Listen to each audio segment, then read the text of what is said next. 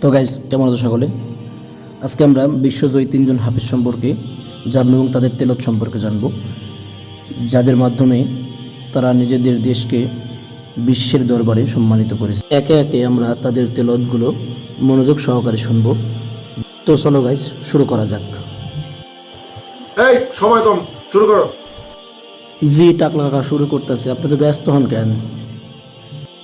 وقل رب أدخلني مدخل صدق وأخرجني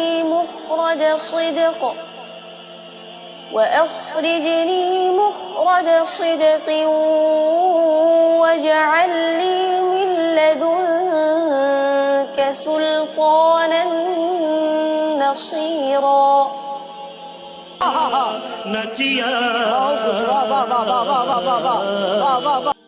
তো anyways guys, সে আমাদের সকলে সুপরিচিত সালেহ আহমেদ তাকরিম। সে আমাদের বাংলাদেশের মানকে বিশ্বের দরবারে মর্যাদাশীল করে দেশে ফিরে এসেছেন। তার তেলাওয়াতটা অত্যন্ত মনোমুগ্ধকর এবং অত্যন্ত মনকে ছুঁয়ে যায়।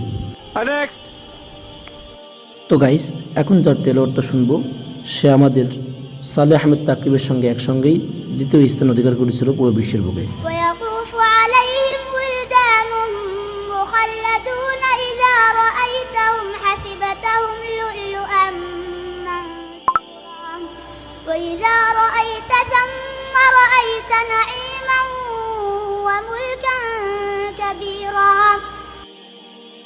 মাশাআল্লাহ মাশাআল্লাহ, অনেক সুন্দর ছিল। আসলে দেশের বাইরে বিশ্বজয়ী হতে হলে অবশ্যই তেলাওয়াতটা সুষ্ঠু হতে হবে।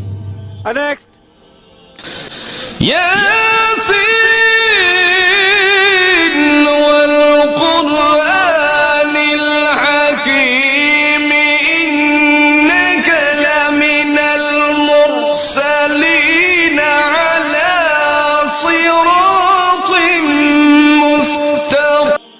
মাশাআল্লাহ, আলহামদুলিল্লাহ। তো গাইস, এদের তিনজনের তেলাওয়াতই আসলে অনেক মনোমুগ্ধকর, কারণ তারা তিনজনাই তাদের নিজ নিজ স্থানে থেকে বিশ্বের বুকে প্রতিষ্ঠিত হয়েছে।